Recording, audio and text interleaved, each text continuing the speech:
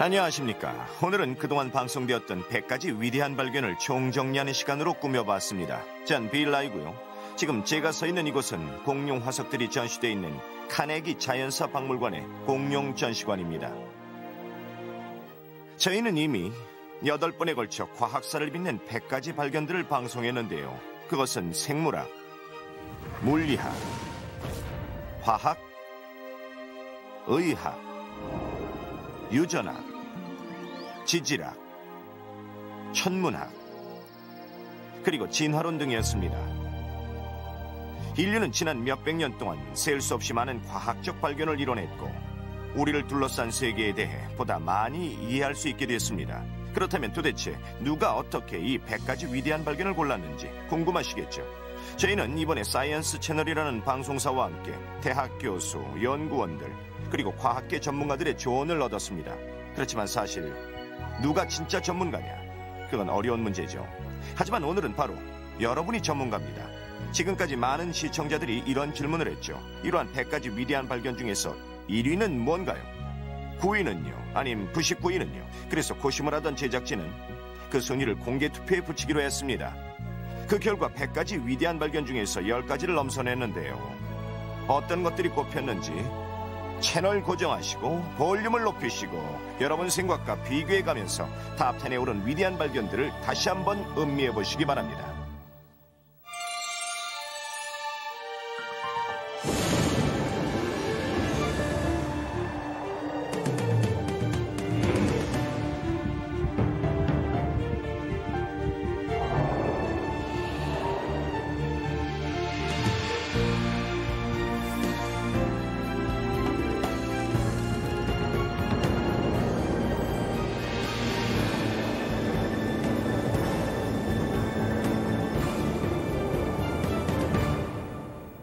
과학사의 길이 남을 10대 위대한 발견을 카운트다운하기 전에 한 가지 알려드리면 맨 처음 소개할 발견은 이번 설문조사에서 10위에 꼽힌 것입니다. 보통 카운트다운이 10위에서 시작해 1위로 내려가는 것처럼 이것도 갈수록 순위가 높아집니다. 어쨌든 첫 번째 발견입니다. 힌트를 드리자면 두 단어죠. 아이작 뉴턴. 과학사에서 아이작 뉴턴만큼 유명하고 위대한 과학자를 찾기란 쉬운 일이 아닙니다. 그의 천재성이 이뤄낸 눈부신 발견들은 근대 과학의 기초를 세우는 데 지대한 공헌을 했습니다. 생각해보세요. 사과나무에서 사과가 떨어지는 것을 보고 지구가 사과를 잡아당기고 있을 뿐 아니라 사과도 지구를 끌어올리고 있다는 생각을 해낸 것이죠. 모든 물체엔 서로를 끌어당기는 힘이 존재한다는 획기적인 발상이었습니다. 만유 인력을 이해한 사람은 그가 처음이었습니다. 하지만 유감스럽게도 이 발견은 순위에 들지 못했죠. 작디작은 우주먼지에서부터 은하계 전체에 이르기까지 온 우주에 적용되는 이 어마어마한 힘, 바로 그 만유 인력이 시청자들의 마음까지 끌어당기진 못한 것이죠. 안타깝네요, 아이작. 하지만 10위는 그의 또 다른 위대한 발견입니다. 바로 뉴턴의 운동법칙입니다.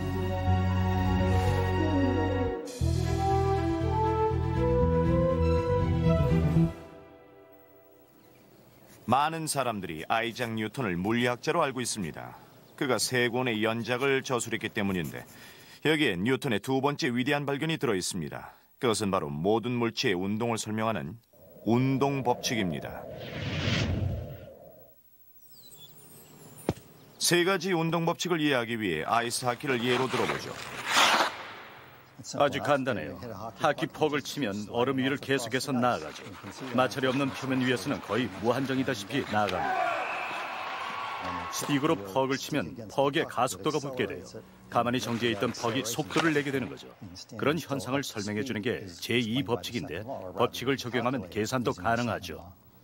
제3법칙의 요지는 스틱으로 퍽을 치면 스틱도 퍽에 가해진 것과 똑같은 힘을 되받는다는 거예요. 쉽게 말해서 남의 얼굴을 주먹으로 치면 때린 이의 손가락 관절도 맞은 턱만큼 충격을 받는다는 것입니다. 뉴턴의 운동법칙은 우주의 작동 원리를 설명하는 데 획기적인 전기를 마련해 줬습니다. 또한 오늘날 고전 물리학이라 불리는 학문의 주춧돌이 됐습니다. 여러분이 선택한 9위는 눈에 보이지 않는 미생물에 관한 것입니다. 1600년대 초반 유럽에서는 이미 현미경이 널리 사용되고 있었습니다. 당시 과학자들은 아주 작은 물질까지 크게 확대시켜 볼 수 있는 현미경의 매력에 사로잡혀 있었습니다. 그러다가 1665년 영국의 과학자 로버트 훅은 현미경으로 코르크 조각을 관찰하던 중 작은 상자 모양을 발견하고 그것을 셀, 즉 세포라고 불렀습니다. 수도원의 작은 방이 떠올랐기 때문이죠.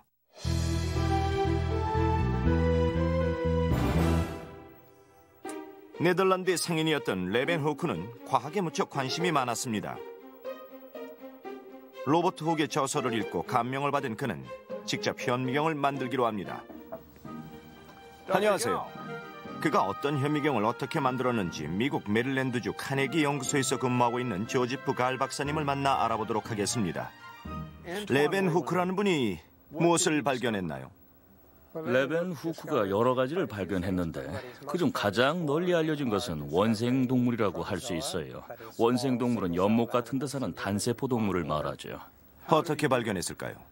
자신이 직접 만든 현미경을 통해 발견했습니다. 한번 보실래요? 예, 그러죠. 여기 그 현미경 있나요? 진짜는 아니고요. 모양을 똑같이 만든 복제품을 갖고 있어요.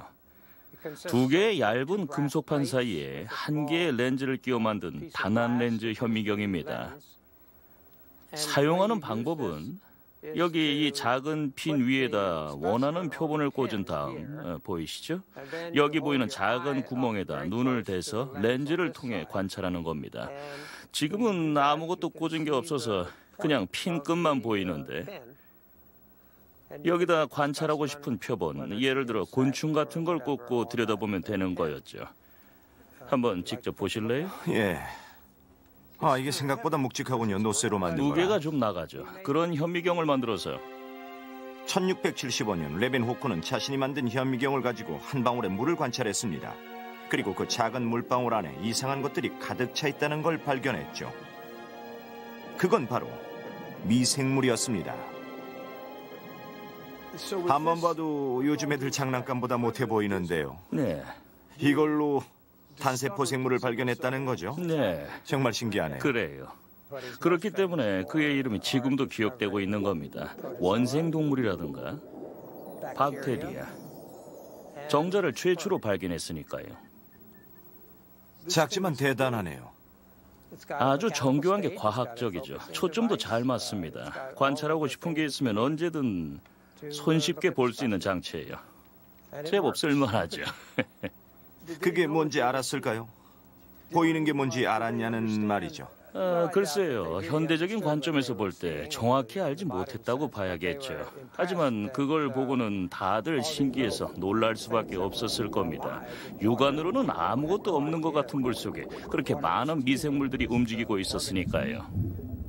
솔직히 말하자면 이렇게 작고 섬세하면서도 앙증맞게 생긴 것이 어떤 식으로 현미경 노릇을 했는지 잘은 모르겠지만 어쨌든 이것이 세상을 바꿔놓은 주역이란 게 너무 신기하네요. 예, 물론 그렇습니다. 이로써 우린 자연에 대한 우리의 시각을 좀 더 넓힐 수 있었을 뿐 아니라 세상엔 우리 눈에 보이지 않는 무수한 생명체들이 살고 있다는 걸 알게 됐죠.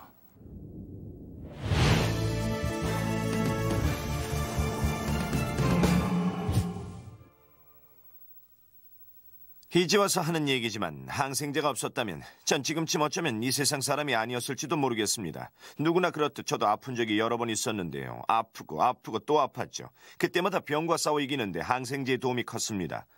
그중에서도 페니실린은 세계 최초로 발견된 항생제로 20세기에 나온 기적의 약이었습니다.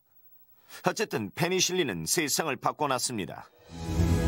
여러분이 선택한 8위는 페니실린입니다.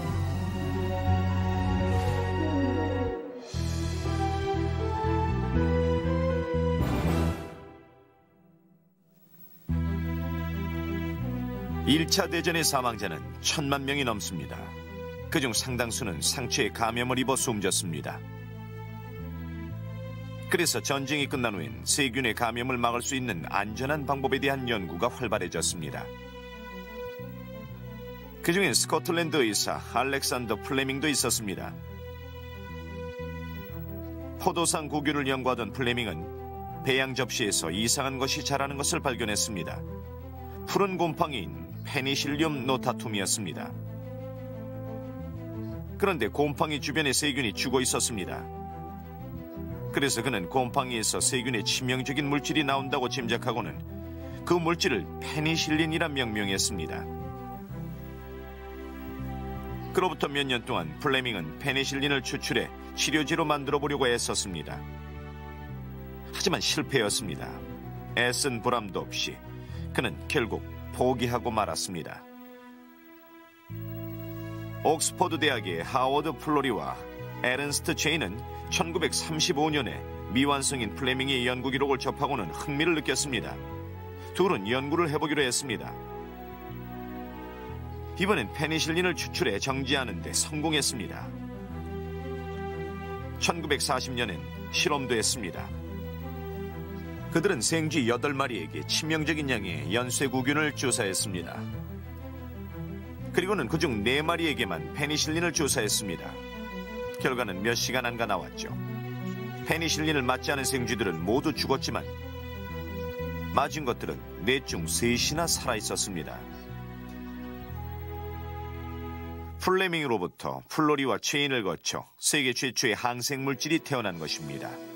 그건 기적의 약이었죠. 사람들을 끔찍하게 괴롭혀야 했던 수없이 많은 질병들을 치료할 수 있는 길을 열어줬으니까요. 폐혈증, 류머티스열, 성홍열, 매독, 임질 같은 것들을요. 이젠 아무도 치명적인 병으로는 안 여기게 됐죠. 하류에 이어 치료 역시 의학과 관련된 발견입니다.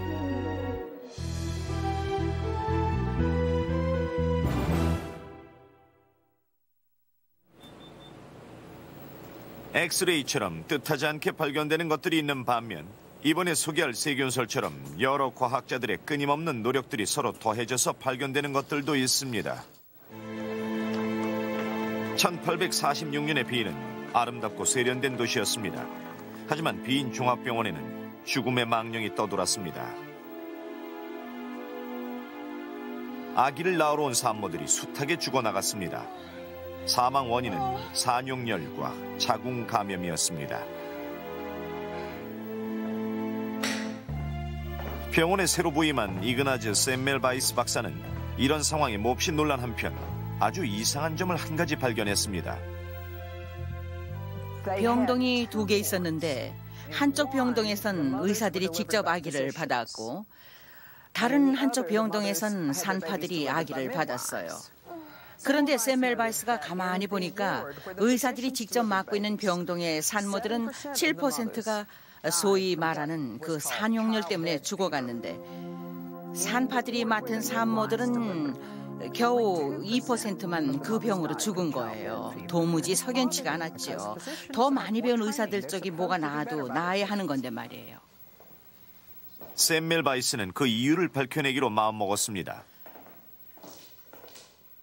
그는 의사들은 산모들이 사망하면 그 부검까지 도맡아 처리하고 있는데 반해 산파들은 그런 일을 하지 않는다는 사실에 주목했어요. 부검을 마친 의사들은 손도 안 씻고 아기를 받거나 산모들을 검진했어요. 꼭 자동차를 손보고 나서 그 기름 묻은 손 그대로 다른 차를 손보는 정비공 같았죠. 하긴 정비공이야 굳이 닦을 필요도 없긴 하죠. 샘멜바이스는 눈에는 안 보이는 무언가가 의사들의 손에 묻어와 산모들을 죽게 만드는 걸지도 모른다고 생각했습니다. 그는 곧장 확인 작업에 들어갔습니다. 그는 우선 자기가 데리고 있던 의학도들의 손을 염소 용액으로 씻어보게 했습니다. 그랬더니 산모들의 사망률이 갑자기 1%로 뚝 떨어졌어요. 산파들 쪽보다도 낮았죠. 이 시험을 통해 샘멜바이스는 산용열이 발생하는 원인은 한 가지밖에 없다는 것을 알았습니다. 그것만 제거하면 병에 걸리는 일도 없을 것이었습니다.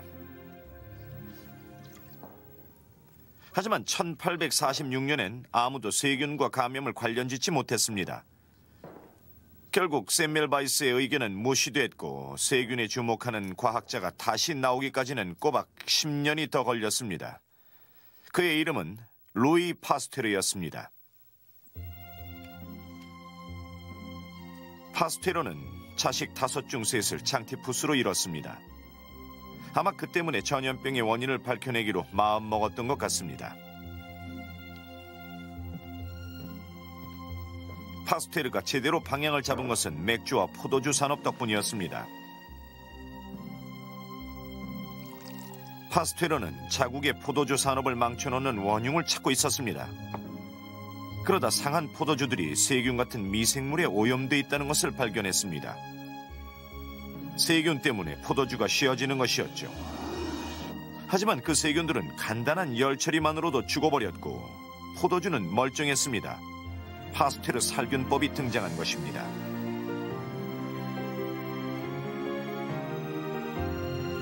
그는 전염병의 감염 원인을 어디에서 찾아봐야 하는지도 이미 알고 있었습니다. 그는 세균을 지목했습니다. 그리고는 일련의 실험을 통해 그것을 증명해 보였습니다. 그렇게 해서 완성된 것이 바로 세균설입니다. 현대의학의 출발점은 사실상 세균설이죠. 세균설의 핵심 이론은 바로 한 개의 미생물이 모두에게 한 가지의 질병만을 일으킨다는 것이에요. 모든 생명체는 유전이 만들어낸 걸작입니다. 여러분이 선택한 유기는 유전이란 신비의 메커니즘에 관한 것이죠.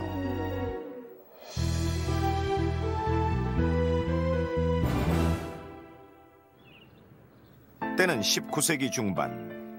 아우구스티노회 수사였던 그레고르 멘델은 몇 가지 실험을 통해 유전에 관해 연구하기 시작했습니다. 멘델은 본래 호기심이 많았고 자연을 깊이 사랑했죠. 그래서 그는 식물 연구는 물론이고 기상학과 진화론에도 폭넓은 관심을 보였습니다. 오늘날 체코에 위치한 한 수도원에서 일하던 멘델은 여러 가지 품종의 완두를 잡종으로 교배해 그 결과 나온 자손의 특징을 관찰했죠. 왜 완두였을까요? 특별한 이유는 없고 그냥이라더군요. 멘델은 둥근 모양의 콩과 주름진 콩을 교배했을 때 그 자손은 둥글다는 걸 알아냈습니다. 두 형질이 섞여 나올 거라는 예상과는 다르게 말이죠. 그런데 이렇게 잡종 교배로 나온 둥근 모양의 콩을 교배해보니 2대에는 둥근 것과 주름진 게 섞여 나왔습니다. 멘델은 실험을 계속해 무엇 때문에 1대에는 나타나지 않았던 형질이 2대에서 다시 나타났는지 그 생물학적 메커니즘을 알아내려고 했습니다. 그러던 어느 날 그가 주름진 형질을 가진 2대 완두콩의 개체수를 세어보았더니 정확히 4분의 1에 해당됐죠. 멘델이 실험을 통해 알게 된 것은 현재 우리가 우열의 법칙 그리고 분리의 법칙이라고 부르는 현상이었는데 그는 그때까진 그걸 몰랐습니다. 그럼에도 그의 실험은 몇 가지 신기한 사실을 알려줬는데 이를 두고 멘델은 눈을 뗄 수가 없더라라고 했어요. 그러니까 그것은 아무리 다양한 종을 교배하더라도 잠재된 형질은 나타나기 마련이며 또 2대에 꼭 4분의 1만큼만 나타난다는 것이었습니다. 이것은 실로 엄청난 발견이었죠. 생물의 형질은 세대를 거치며 일정한 비율로 유전된다는 사실을 멘델이 최초로 증명해낸 것입니다. 다시 말해 유전을 지배하는 자연 법칙이 정해져 있었던 거죠. 유전학 사상 최초의 위대한 발견은 이렇게 멘델에 의해 이루어집니다. 각각의 유전 특질은 멘델이 말한 한 쌍의 인자에 의해 결정됩니다. 부모는 각각의 형질에 대해 각각 하나씩의 인자를 제공합니다. 그런데 이 인자들은 어떻게 결합하느냐에 따라 어떤 것은 우성으로 또 어떤 것은 열성으로 발현됩니다. 멘델이 말했던 인자는 바로 유전자입니다. 또 유전 형질이라는 용어는 하나의 유전자에 의해 유발되는 특징을 말하는 것으로 자손 세대의 4분의 1만큼 다시 나타납니다. 이 형질은 주근깨나 혀를 말지 못하는 것처럼 큰 결점이 아닐 수도 있지만 낭포성 섬유증이나 테이섹스병처럼 심각한 질병의 원인이 될 수도 있죠. 이 모든 게 고작 완두콩 실험으로 밝혀졌다니 대단하죠.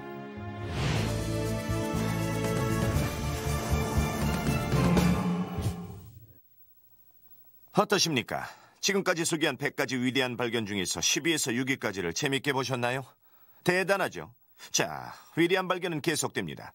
다음에 소개할 5번째 위대한 발견은 그야말로 과학사의 일대 전환점이 됐습니다. 사실 이것은 우리가 매일 경험하는 일이기 때문에 그렇게 오랫동안 모르고 살았다는 것이 오히려 이상하기도 합니다. 하지만 이 발견이 처음 알려졌을 때 사람들의 충격은 대단한 것이었죠. 그건 바로 우리가 우주 공간을 움직이고 있다는 사실입니다. 어떻게냐고요? 지구가 움직이니까요.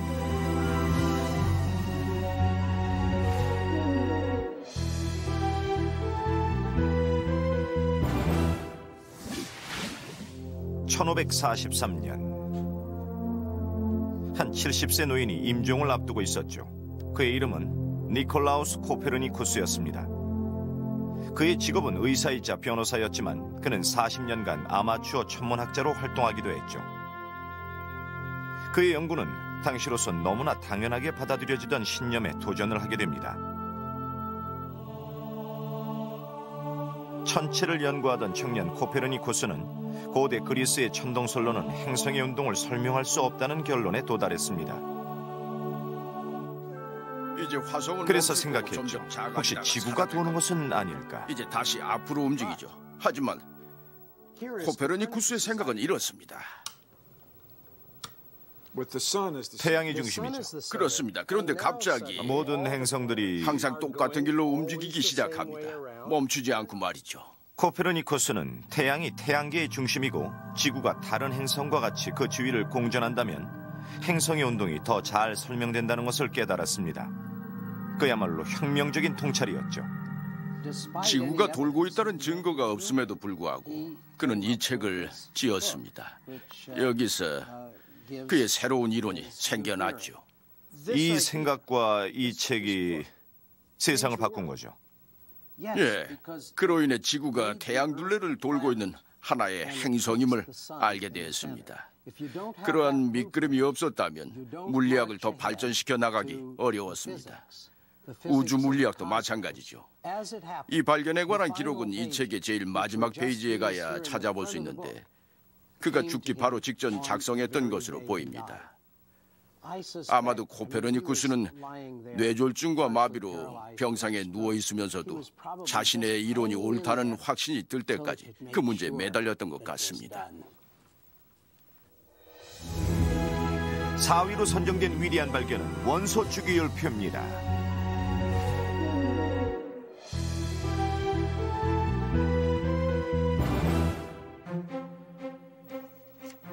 (1869년) 러시아 화학자 드미트리 멘델레예프는 학생들을 위한 교과서를 쓰다가 어떻게 하면 당시에 알려진 63개의 원소들을 가장 잘 설명할 수 있는지 고민하기 시작했습니다. 자신의 생각을 공식으로 만들기 위해 그는 각 원소마다 카드를 만들고 각각의 카드에 원소의 이름과 원자량 그리고 각각의 특징과 다른 원소와의 유사점 등을 적었습니다. 그런 다음 카드놀이 하듯 카드를 내려놓고 특정 패턴을 찾기 위해 계속해서 카드를 재배열했죠. 그때가 바로 발견의 순간이었습니다. 그의 눈앞에 놀라운 것이 펼쳐졌죠. 원소들은 7개의 수직적인 그룹으로 나뉘어졌고 각각의 주기적인 그룹은 화학적으로나 물리적으로 서로 유사한 요소들을 갖고 있습니다. 멘델레예프는 주기율표를 만들어낸 겁니다. 각 원소들의 화학적 성질을 한눈에 보여주는 표죠. 그 표는 아주 정확해서 멘델레예프는 그것을 가지고 그때까지 발견하지 못했던 3가지 원소의 존재와 성질을 미리 예측할 수 있었습니다. 붕소와 같은 것 하나, 알루미늄과 같은 것 하나, 규소와 같은 것 하나를 예측했죠. 결국 멘델레예프가 옳았습니다. 그 원소들이 발견됐습니다. 여기엔 약간의 논쟁이 있습니다. 독일 화학자 로타르 마이어도 어느 정도 똑같은 아이디어를 내놓았기 때문이죠.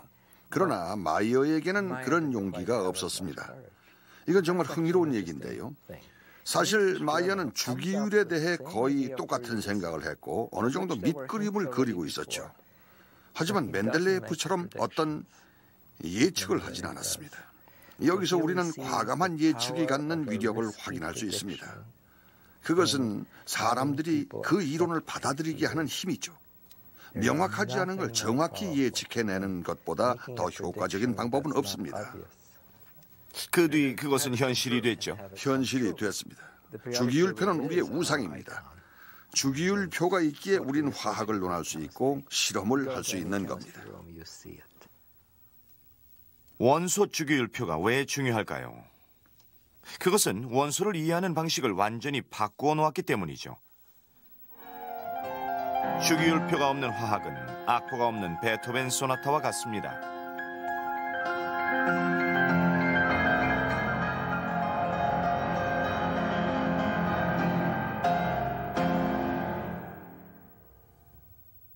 멘델레예프에게 경의를 표하며 과학자들은 그의 이름을 주기율표에 남겨놓았습니다. 101번째 원소는 그의 이름을 따 지어졌죠. 바로 멘델레뷸입니다. 화학자들만 주기율표를 좋아하는 건 아니네요. 선생님도 하나 갖고 있다면서요. 아, 예, 저도 갖고 다닙니다. 보여주세요. 혹시 몰라서요. 실은 꽤 많이 이용합니다. 봅시다. 작은 거예요. 그럼 제가 테스트를 하나 할게요. 주기율표에서 질소 아래에 있는 것은 무엇일까요? 질소가 7번이죠. 네. 잠깐만요. 그건 황이요. 아니요, 틀렸습니다. 세상에. 땡, 틀렸어요. 인이에요. 인. 인이 맞고요. 그건 인이 15번 맞죠? 예, 거기서 8을 더해야 돼요. 네, 이럴까봐 가지고 다니는 거예요. 7에 8을 더해서 15번 인이 된다. 거기 규칙이 있네요. 이제야 알겠네요.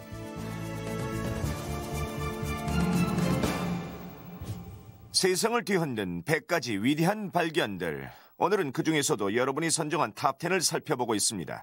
그동안 잠깐 자리를 비웠던 분들이 계시더라도 너무 걱정 마십시오. 지금부터 우주를 보는 시각을 근본적으로 바꿔놓은 20세기가 낳은 가장 위대한 과학자의 위대한 발견을 소개하고자 하니까요. 그는 시간이 과거에서 미래로 항상 안정적이고 연속적으로 흘러간다는 생각에 의문을 제기했습니다. 그에 따르면 시간의 속도는 우리가 어디에 있고 얼마나 빨리 움직이느냐에 따라 달라지게 되죠. 우리의 시공간관념을 뒤집어 놓은 이 천재 과학자가 영광의 3위와 2위로 선정됐습니다. 그는 바로 알버트 아인슈타인입니다.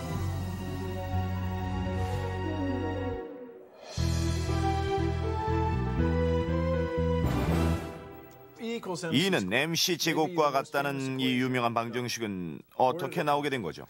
아인슈타인이 상대성을 들고 나온 건 광속도로 접근할 때 발생하는 기괴한 왜곡 현상을 설명하기 위해서예요. 공간은 압축되고 몸은 무거워지고 시간은 더디게 가는데 이동 속도가 빠르면 빠를수록 몸은 더 무거워져요. 생각해 보세요. 이동 에너지가 바뀌게 되면서 몸을 무겁게 만드는 겁니다. 그러니까 질량 m은 속도로부터 나오는 거예요. 에너지요. 그래서 아인슈타인은 우선 광선을 내쏘는 섬광이 있다고 가정을 했어요. 그는 섬광에서 나오는 에너지의 양을 정확하게 알았죠. 그런데 그 섬광의 질량이 글쎄 줄어든 거예요. 광선을 발산하면 섬광의 질량은 줄어들게 돼요. 그러니까 광선의 에너지 E는 섬광의 질량 M으로부터 나오며 그 비율은 광속 C의 제곱이다. 바로 이렇게 된 거죠. 또 이 방정식은 아주 작은 양의 물질 속에도 어마어마한 에너지가 들어있다는 것을 암시하고 있습니다. 제가 던지는 야구공을 받는다고 생각해보세요. 빠르게 던질수록 공의 에너지는 더 세지죠. 자, 그렇다면 정지 상태일 때는 어떨까요? 방정식을 완성했을 당시 아인슈타인은 이미 정지 상태로 있는 것에도 에너지가 많이 들어있다는 것을 알고 있었어요. 아인슈타인 덕분에 과학은 비약적으로 도약했고 원자력에 대해서도 새삼 다시 보게 됐습니다.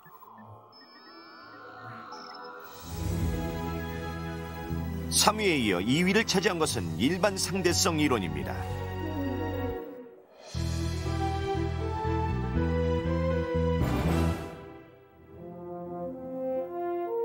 다음의 위대한 발견은 스위스 특허국에서 일했던 한 무명 직원에 의해 이루어졌습니다.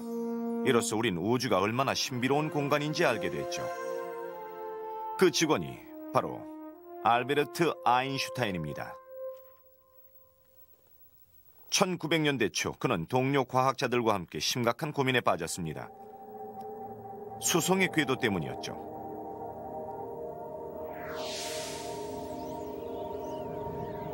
뉴턴의 중력 법칙으로 인해 행성들의 움직임을 정확히 예측할 수 있었지만 이 법칙은 수송의 궤도를 바르게 예측하는 데는 실패했습니다.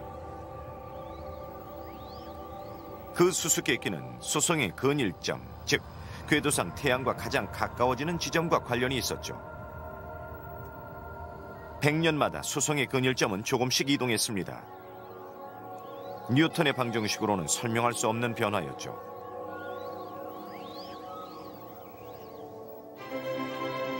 대담하고 놀랍게도 청년 아인슈타인은 수송 궤도의 수수께끼를 설명하는 자신의 이론을 내놓았습니다.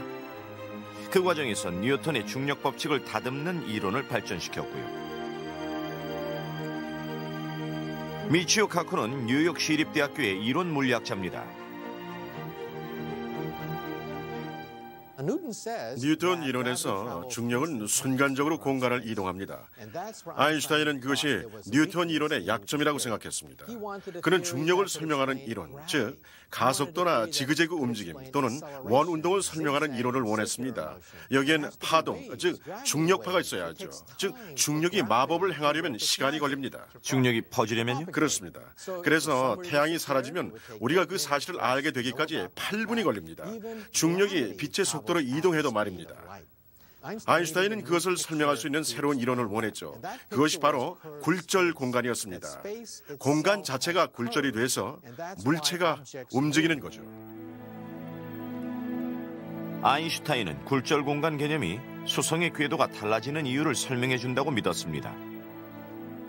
아인슈타인은 이것을 일반 상대성 이론이라고 불렀죠. 트램펄린 그물이 있고 그 한가운데 볼링공이 있다고 생각해 봅시다. 볼링공 때문에 그물이 축 처지게 되겠죠. 이제 그물 둘레 구슬을 쏩니다.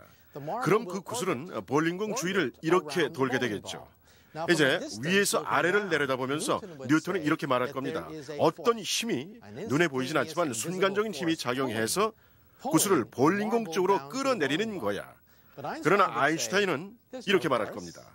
거기에는 끌어내리는 힘이란 없어. 트램펄린 그물이 있을 뿐이지 왜 구슬이 볼링공 주위를 도느냐고. 그야 그물이 구슬을 밀어내기 때문이지. 그렇다면 왜 제가 이 의자에 앉아있죠? 중력이 우리를 땅으로 잡아당겨서가 아니라 공간이 우리를 지구 쪽으로 밀어내리기 때문입니다. 물질에 의해 공간이 휘어진다는 생각은 사람들에게 너무나 이상한 것이었습니다. 그러던 중 마침 얼마 앞으로 다가온 일식은 아인슈타인의 새로운 이론을 검증할 수 있는 완벽한 기회가 됐죠. 일식이 있기 전과 있은 후 뒤에 있던 별들을 사진으로 찍었습니다. 그런 다음 이 사진을 일식 동안에 찍은 사진과 비교해 보았죠. 일식 동안에 찍은 사진은 이때 별들의 위치가 조금 안쪽으로 이동한다는 것을 보여줍니다. 별에서 나온 빛이 태양의 중력장을 지나가는 순간이죠. 아인슈타인의 일반 상대성 이론은 옳았습니다. 그의 위대한 발견은 세상을 뒤흔들었죠.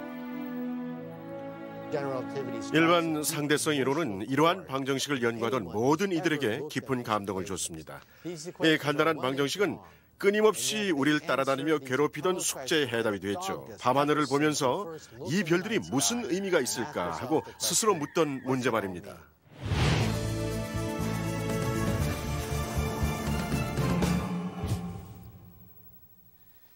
지금까지 과학사의 길이 남을 9가지 위대한 발견들을 살펴봤는데요. 그것은 의학과 화학, 물리학과 우주학, 그리고 유전학 등이었습니다. 그렇다면 드디어 여러분이 대망의 1위로 선정한 최고의 위대한 발견을 한번 알아볼까요? 사실 이 발견은 아직도 많은 논란에 쌓여 있습니다. 실로 오랜 세월 동안 뜨거운 논쟁거리였죠. 여러분이 어떻게 생각을 하시든 간에 분명한 것은 영예의 1위를 차지한 과학자는 자신이 관찰한 자연의 신비에 너무도 놀란 나머지 그것을 설명하기 위해 노력했다는 것입니다. 그의 이론이 지금까지도 많은 논란을 불러일으키고 있지만 여러분과 저는 이 발견을 과학사를 통틀어 가장 위대한 발견으로 꼽는데 주저하지 않았습니다. 그것은 바로 자연 선택설입니다.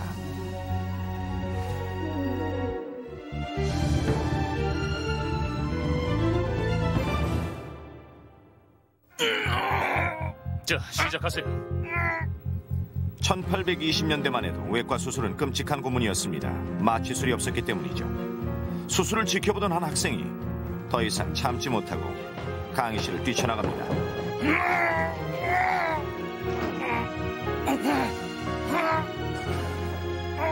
강의실을 뛰쳐나간 청년은 찰스 다윈이었습니다. 의과생이었지만 수술 장면을 견디지 못한 것이죠. 결국 다윈은 아버지의 반대를 무릅쓰고 의과대를 중퇴했고 자신의 꿈을 따라 자연학자의 길을 갑니다.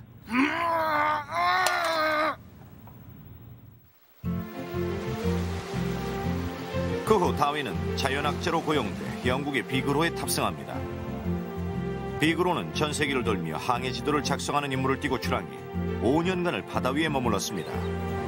다윈에게는 정말로 긴 시간이었죠.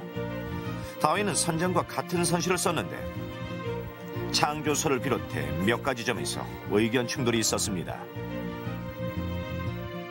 다윈!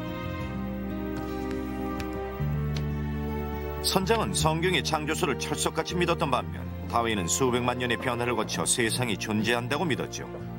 이러한 논쟁은 평생 동안 다윈을 따라다녔습니다.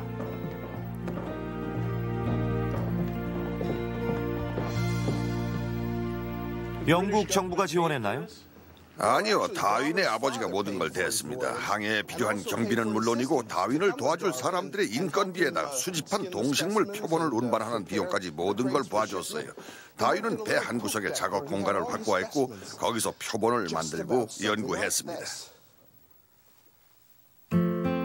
호주에서 남미를 향해 가던 비그로는 중간에 잠깐씩 정박하곤 했습니다. 특히 갈라파고스 군도에서 36일간을 머물렀었는데요. 다윈에겐 절호의 기회였죠. 그는 그곳에 자생하는 동식물에 대한 광범위한 관찰을 했고 그걸 자세히 기록했습니다. 그는 천여 종의 표본을 제작했습니다. 관찰이 끝나고 나면 배 위에 올라와 관찰했던 기억을 되살려 하나하나 기록했습니다. 갈라파고스에서 돌아온 지 몇 년이 흐른 1837년이 돼서야 다윈은 자신이 만든 표본집을 열어봅니다. 그리고 자신에게 질문을 하는데 20대 후반의 청년이 던진 의미심장한 질문, 그건 바로 생명의 법칙이 뭐냐는 것이었습니다. 그게 질문의 요점이었나요? 네, 다윈은 어떤 법칙을 찾아내고 싶었습니다. 왜 물리학이나 화학에는 법칙들이 있잖아요. 그런 거와 마찬가지로 생명의 법칙을 원했던 거죠. 자연의 법칙을 이해하려고 했던 다윈의 탐구활동은 그가 갈라파고스 군도의 동물들을 연구하면서 형태를 갖춰 나갑니다. 그가 특히 주목했던 것은 같은 종이라도 신체적인 차이점이 있다는 사실이었습니다. 가령 갈라파고스 군도의 피리새는 사는 환경에 따라 서로 다른 부리를 지니고 있다는 점이었습니다. 어떤 것들은 단단하면서도 뭉툭한 부리를 갖고 있어서 조개 껍질을 부수기 좋은 모양인가 하면 또 다른 것은 좀 더 가늘고 뾰족해서 바위 틈에 숨어있는 먹이를 쪼기 좋은 모양이었습니다. 처음엔 수수께끼처럼 보이던 것들이 연구를 거듭함에 따라 조금씩 이해가 됐고 결국 생존을 위한 몸부림 때문이란 걸 알게 됐습니다.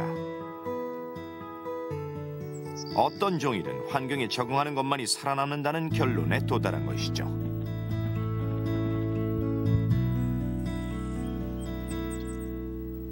다윈의 통찰을 통해 인류의 과학사는 또 한 번 전진합니다. 그는 진화가 일어나는 일련의 과정을 자연 선택이라는 메커니즘으로 규정했습니다. 이런 생각을 한 사람이 다윈이 처음이 아닌 걸로 알고 있는데 그의 통찰력이 어떤 점에서 남다르다는 거죠?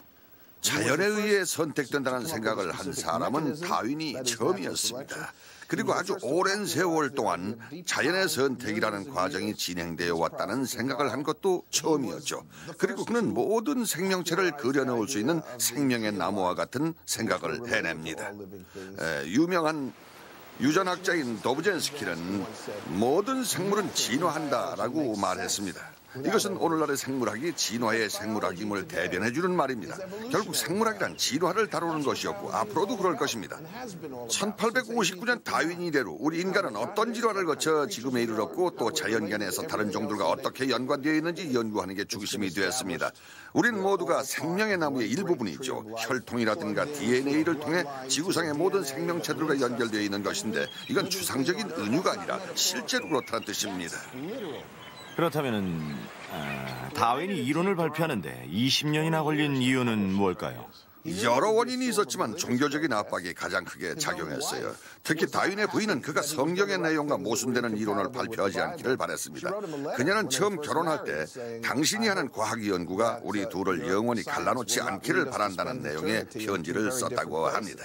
와, 남편 걱정을 많이 한 거죠. 물론 다윈 역시 섣불리 이론을 내놨다가 논쟁에 휘말리길 원치 않았던 겁니다. 1859년 다윈은 마침내 그의 자연선택설 이론을 발표합니다. 그가 쓴 종의 기원은 과학사상 가장 위대한 책 중에 하나로 꼽히고 있습니다. 지금도 진화론에 대해 여러 말이 많은데요. 다윈 역시 이런 말을 했었죠. 절대적인 진리는 어디에도 없다라고요. 합리적인 사고를 중시했던 다윈으로서 과학 역시 영원한 것이 아니라 변하는 거라고 생각한 겁니다. 변한다는 건 무슨 뜻이죠? 지금 당장은 그게 절대적인 진리인 것 같지만 시간이 지나 더 많은 데이터가 쌓이고 더 많은 예외가 생기면 새로운 이론이 필요하다는 뜻이죠. 따라서 영원한 이론이란 없고 다만 잠정적인 이론만 있을 뿐이라는 겁니다. 다윈은 자신의 진화론이 교리나 신조처럼 받아들여지길 바라지 않았습니다. 그는 이렇게 말했을 겁니다. 더 좋은 게 있으면 그걸 해. 하지만 아직 더 좋은 게 없잖아요. 물론 아직까지는 없다고 봐야죠. 사실 우리가 지금 하고 있는 세포 유전학이라든가 DNA 연구도 다 따지고 보면 진화론의 타당성을 강화시켜주는 것들입니다. 눈에 보이는 모든 생명체 안에서 다윈의 과학 이론이 살아 숨쉬고 있는 것이라고 해도 과언이 아닐 겁니다.